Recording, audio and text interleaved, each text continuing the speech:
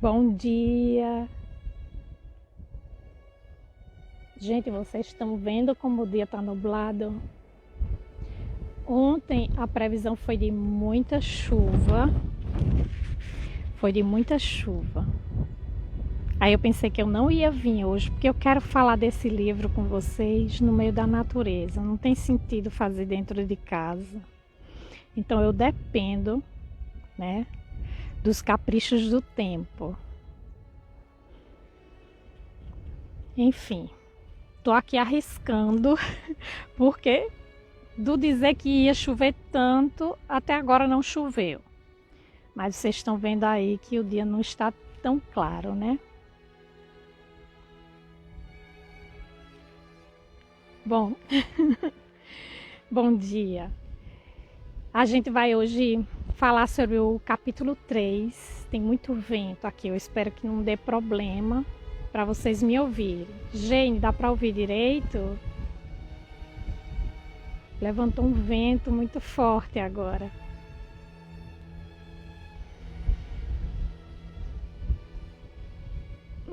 Sim. Hoje a gente vai bater um papo sobre o capítulo 3, né, do livro A Sabedoria de um Pobre. Esse capítulo se chama A Derradeira Estrela. É um capítulo pequeno, mas com uma reflexão profunda. Oi, Ju, bom dia. Boa tarde, né? Ele tem uma reflexão muito profunda. Eu vou contar primeiro para vocês a historinha, depois a gente reflete e eu tenho umas coisas para falar para vocês, de experiência minha pessoal, tá bom? Então, Frei Ângelo chega no eremitério de surpresa. E chega para Francisco, diz que vem ali a pedido de Clara, que ela quer muito encontrar Francisco, ela precisa falar com ele. Clara se limitou a passar essa mensagem para Frei Ângelo, né? Mas na verdade ela tinha sabido que Francisco tinha ido para o eremitério para descansar. E intuitivamente ela sabia que Francisco, que era bem outra coisa, não era simplesmente descansar. E ela queria ajudá-lo, ajudar o seu amigo, o seu irmão. Quando Francisco escuta o nome de Clara, os olhos dele se iluminam. Mas logo após, bom dia, Marci. Logo após, o olhar de Francisco se apaga. Eloá diz como um relâmpago na noite. Só naquele minuto em que os olhos dele se iluminam, ele lembra dos primeiros tempos da ordem, da chegada de Clara, ela que tinha nascido numa família nobre e tinha ido ali ao encontro dele para buscar, né, viver a pureza da simplicidade evangélica. E ela tinha sido fiel até aqueles tempos, mas logo após ele pensa em toda a confusão que está vivendo a sua ordem, em todos aqueles que estão querendo mudar os seus ideais. Bom dia, Jurema, Mábia, que bom. E aí Francisco diz para Frei Ângelo, volta lá para a irmã Clara e diz para ela que eu não posso ir ao encontro dela. Mas passam uns dias, Francisco fica com remorso. E aí ele manda Frei Leão ao encontro de Clara. Ele não quer que Clara fique pensando que ele ignorou um pedido dela. E manda Frei Leão. E aí Frei Leão chega lá em Clara. Clara vem logo correndo. E a primeira coisa que ela quer saber, boa tarde, Bela. A primeira coisa que ele quer saber, ela quer saber, é como está Francisco, né? E aí Frei Leão diz, o nosso pai sofre muito com os olhos, com o estômago, com o fígado, devido ao desgaste da doença que ele tem, né? Mas o seu mal maior está na alma. E Clara diz que sabe bem daquilo, né? Ele mesmo diz que sente tanta amargura, que se sente amargo, né? E ela diz assim que Deus está colocando Francisco em dura prova, mas que ele vai voltar dessa prova mais luminoso do que o sol. É certo isso, mas na travessia da sua noite, ele precisa da companhia e da ajuda dos seus amigos. E era por isso que Clara queria que Francisco fosse até São Damiano, passar uns dias, que ela queria ajudar Francisco, né? E, enfim, eles trocam essas ideias e Frei Leão volta, muito assim entusiasmado, chega para Francisco e diz: pai, vai fazer bem você ir ver Clara, né? Aí ele faz: não, Frei Leão. Clara, basta que Clara reze por mim. Me vê agora, ela só vai ver no meu rosto muita dor e sofrimento. É melhor ela não me ver agora. Aí Frei Leão diz: mas ela pode trazer luz para você. Aí ele diz: não, Frei Leão, eu tenho medo que seja eu a contagiar ela com as minhas dores, com a minha tristeza. Você sabe o que se passa no meu coração, na minha cabeça neste momento, Frei Leão?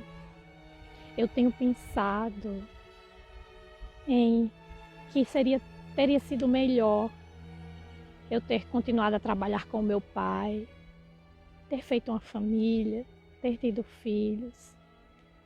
E dentro de mim tem uma voz que me diz o tempo todo que não é tarde para fazer isso. E aí Frei Leão diz: mas não, pai, são só ideias que passam na sua cabeça, mas não tem raiz no seu coração. Aí ele insiste, né? Ele diz: não, Frei Leão, eu posso muito bem ainda ter filhos. Aí ele: mas o que é que você está dizendo, pai? Aí ele diz: e por que você se maravilha? Aí ele diz: porque eu tenho o Senhor como um santo. E aí Francisco diz para ele: Frei Leão, santo somente é Deus. Eu sou um pobre pecador. E na minha noite, a única estrela que ainda brilha é aquela da piedade de Deus por mim.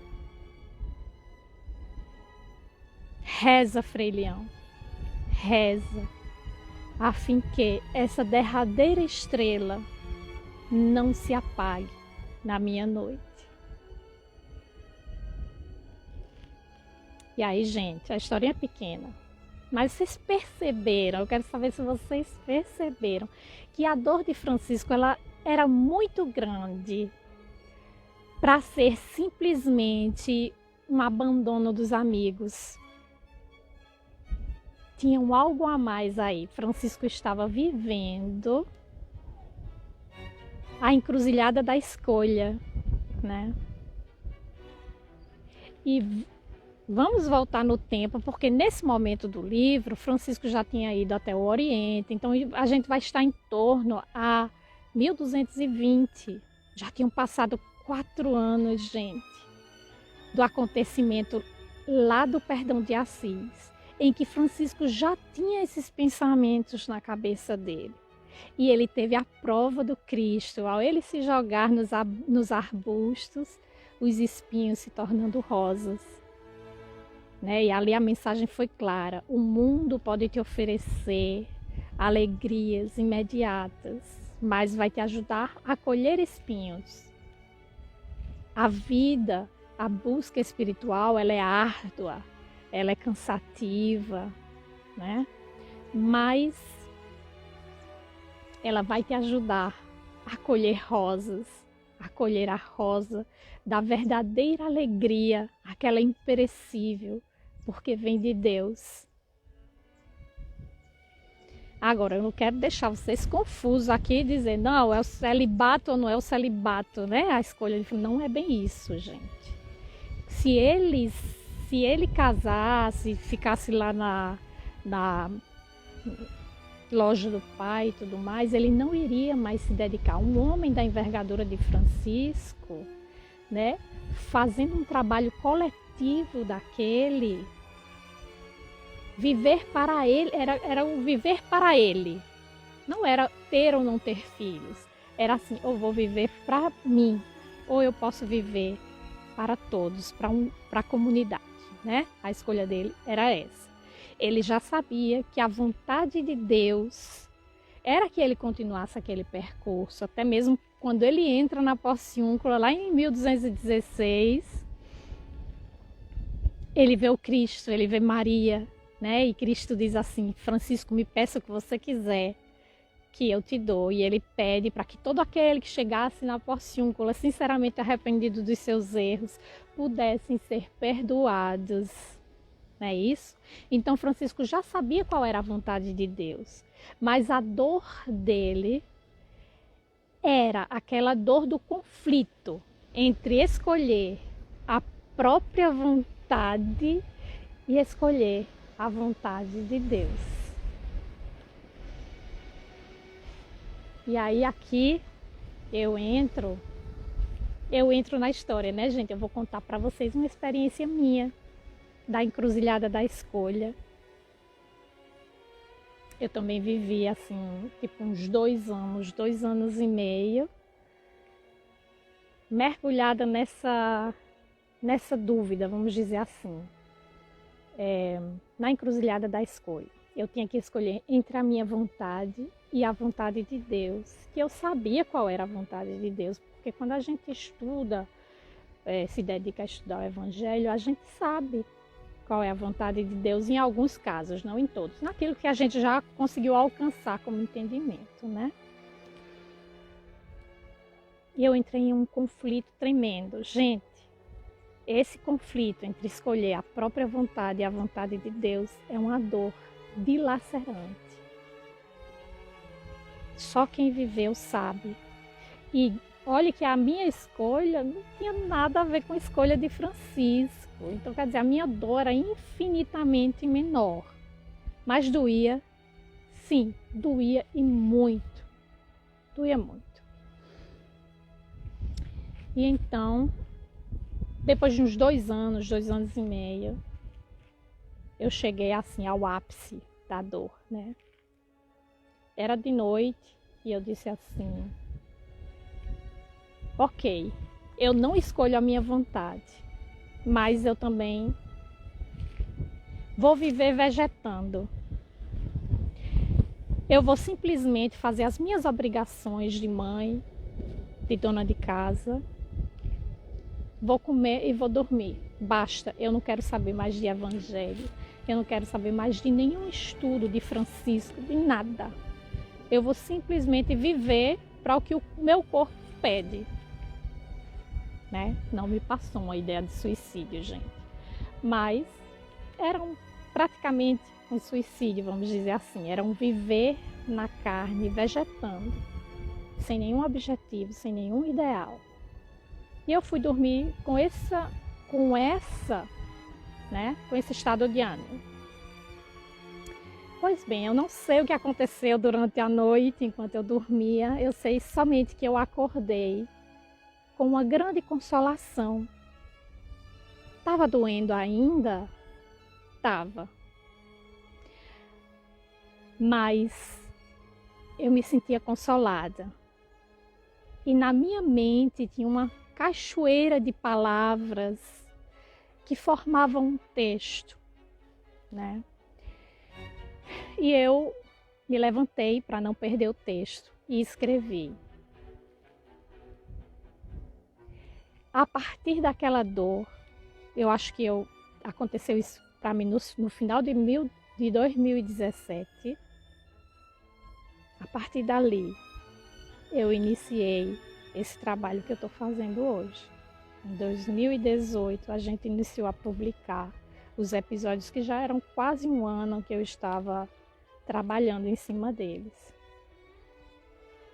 Então, daquela grande dor, daquela travessia de 2 anos e meio, deu fruto, para que eu hoje pudesse ter a alegria de compartilhar com vocês. A alegria de descobrir Francisco, de descobrir o seu ideal e de tentar buscar da forma mais fiel possível os seus ideais de fraternidade. E aqui, gente, eu não estou lendo o que vocês estão escrevendo, porque senão eu ia perder aqui o fio do discurso, né? Depois eu vou interagir com vocês. Mas para finalizar, eu queria ler para vocês esse texto, porque ele me ajudou muito, ele ainda me ajuda. E eu queria compartilhar com vocês, para que se um dia vocês se encontrarem na encruzilhada da escolha. Eu lembro até que um amigo me falou assim: Adriana, aceita que dói menos. Gente, dói menos. E quando você escolhe a vontade de Deus, naquela noite eu tinha escolhido a vontade de Deus, e aí chegou o socorro, hein, gente? O socorro chega, né? E as alegrias que vêm depois, elas são infinitamente maiores. Você percebe que se você tivesse escolhido a tua vontade, você não teria tido as alegrias que teve ao escolher a vontade de Deus. Então, quando a gente está ali na encruzilhada da escolha, a gente esquece disso. E eu espero que esse texto, escrito por mim naquela manhã, possa ajudar um dia a vocês quando se encontrarem nessa encruzilhada. Aqui eu vou ler um pouquinho o que Ju falou. Viver a vida do mundo empurrando com a barriga, cumprindo as obrigações. Era isso que eu queria fazer. Exato. E Marci falou: através da sua dor, podemos ouvir tão lindas palavras. Agradeço a sua dor bendita. Foi bendita, sim. E quando eu atravessava aquela dor, Marci, eu não via nenhum sentido. Eu digo: meu Deus, mas que sentido tem essa dor? Não tem sentido nenhum. Hoje, né? Passaram já 3, até 4 anos, 2017 até 21, né? Enfim, passaram já uns bons anos. Eu olho para ela e digo: nossa, mas eu sofri assim tanto, porque eu queria, a minha vontade era aquela. Eu hoje vejo ela tão pequena, gente. Mas no tempo, na época, ela era enorme para mim. E ela me fez sofrer muito. Vou postar assim na página, mas eu quero ler também para deixar no vídeo registrado, porque as pessoas que assistirem o vídeo, Marci, Mábia, as pessoas que assistirem o vídeo podem não achar o texto na página, então depois eu coloco também escrito, tá bom? Ela se chama assim, próprio como Francisco chama ela, Irmã Dor. Ah, Irmã Dor, hoje tu és somente minha. Batestes em minha porta de forma avassaladora e imprevista e me convidaste a reformular a minha vida, não mais olhando as minhas necessidades, e sim a felicidade dos meus. Pai, eu te ofereço a minha dor pelo bem dos meus irmãos. Quando me encontrei só diante da dor, nenhuma consolação a vida me trouxe. Olhei ao meu redor com os olhos sedentos de amor e ninguém se aproximou e disse: a tua dor é também minha. Mas percebi, irmã Dor, que eu te amo, porque é contigo que o meu caminho se faz mais iluminado. E assim o percorro com passos mais firmes e vou marchando sem olhar para trás, em direção ao Pai. Tu chegaste sem pedir licença, mas bem sei que é para meu bem, porque assim me impedistes de cometer erros maiores, desarmonizando tudo em meu caminho e trazendo comigo mais débitos com a lei. a oportunidade redentora do meu ser. Caminha comigo e fortalece o meu andar diante das experiências da vida. Ó amada e abençoada dor, eu te aguardo, em ti aguardo a minha maturação e corrijo meus passos ainda vacilantes. Tudo passa neste mundo de relatividade e o que permanece é o aprendizado e o amadurecimento do meu ser. De que me importa se hoje dilaceras o meu frágil coração, se amanhã eu posso perceber o infinito dentro de mim? De que me importa o caminho pedregoso de hoje, se amanhã eu vou colher as rosas perfumadas do amor incondicional? Acalma meu coração ainda tão rígido por abrigar o próprio egoísmo e engrandece esse egoísmo, dilatando até que eu alcance o altruísmo perfeito do Cristo. Que eu jamais aceite ser feliz, destruindo a felicidade do meu próximo, pois ao meu redor existem miríades de vidas que anelam ardentemente o amor do Pai e a felicidade sem mácula. Ah, irmã dor, venha ao meu socorro todas as vezes que eu desviar o meu olhar do bem do outro para olhar somente o meu próprio bem. Abre o meu caminho para que ocorra a minha renovação e assim eu possa ser luz, possa ser amor aonde estiver. Estou pronta que na estrada pedregosa da minha peregrinação, no deserto da minha vida, eu possa pousar a minha cabeça no colo do Pai e repousar para restabelecer a força necessária para continuar o meu caminho. E no ápice da dor, quando me sinto já sem mais nenhuma força, que foi naquela noite, e completamente só, eis que escuto a doce e consoladora voz do Cristo. Filha, eu estou aqui. O mundo nos dá a ilusão da alegria, mas a irmã dor chega impetuosamente, redimensionando os caminhos e trazendo consigo a alegria da renovação. Coragem, caminha, não estás sozinha. E então eu percebo em uma chama de luz ardente que invade meu ser, que uma força que não é minha me levanta e me impulsiona a continuar caminhando. Essa força me faz contemplar no horizonte uma pálida felicidade que preenche de consolação o meu cansado coração sedento de liberdade, serenidade e amor. Ó Cristo, feliz de quem consegue agradecer a chegada da irmã dor. Cristo, Tu és a única força que eu necessito. E quando me encontro completamente só e completamente abandonada por todo e qualquer amor humano, é então que eu te encontro e te deixo preencher os meus falsos vazios. Então vibra em mim uma voz constante que me repete como um eco em meu ser. Pai, Tu és o meu tudo.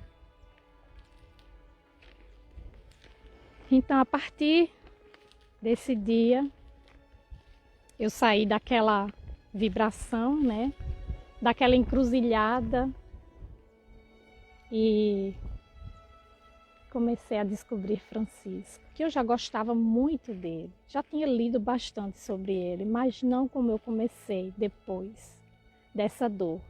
Vamos dizer que o que eu faço hoje, né, é fruto daquela semente, daquela travessia. E Francisco estava atravessando ali, nesse livro ele estava atravessando, né, a dor dele. Ele falou outra coisa importante. Essa mensagem vem do coração mesmo, gente. Quase como um canto, né? A irmã dor. Francisco falou outra coisa muito importante, gente. Que santo é só Deus, né? A gente fica muitas vezes idolatrando homens sem perceber que todos eles estão como a gente, caminhando e lutando para evoluir, para ascender, para chegar a Deus, para chegar ao Altíssimo. Então todos nós, sem distinção, estamos aqui. Oi, mãe, minha mãe também está por aí. Estamos aqui todos juntos na mesma posição, né? Com as mesmas lutas. E essa luta apocalíptica dentro da gente, para escolher a vontade da gente ou a vontade de Deus, ela é tremenda. Ela é uma dor dilacerante. E eu acho que eu precisei viver aquilo para que eu pudesse ter um mínimo de empatia com a dor de Francisco. E pudesse chegar nesse capítulo e compreender que a dor dele era bem maior do que o abandono. A dor dele era uma dor íntima, de conflito interior, da luz com as sombras. Então era essa mensagem que eu queria deixar para vocês. O tempo aqui resistiu. Deixa a gente conversar um pouco. Se vocês tiverem alguma reflexão para fazer, deixa eu olhar a hora que eu tenho que buscar meu filho na escola. E aí eu posso ficar mais um pouquinho aqui, porque hoje eu não interagi próprio com vocês, mas o assunto era sério. Então eu não queria perder assim a concentração. Mábia fala: Adriana, peço licença para ler seu texto no grupo de estudos do Evangelho. Mas claro, esse texto agora é público, né? E que ele possa ajudar muita gente, como me ajudou também. A dor moral é a dor mais doída, Ju, é verdade. Depois eu vou colocar lá na página esse texto, que aí vocês têm acesso. Então é isso, gente. Vou colocar na página, Bela. Depois dali eu posso até compartilhar contigo, porque aí você acha mais fácil, tá bom? Um beijo no coração de todo mundo, muita paz, muito bem. No próximo vídeo, que eu acredito que vai ficar uma vez por semana, gente. Toda terça-feira, né? Tempo me permitindo, não chovendo, porque eu quero sempre fazer fora, né? Com as oliveiras aqui me protegendo, me ajudando, me fazendo companhia. E eu espero que a gente se encontre em terça-feira que vem. Um beijo no coração de todos. Paz e bem. Tchau, tchau.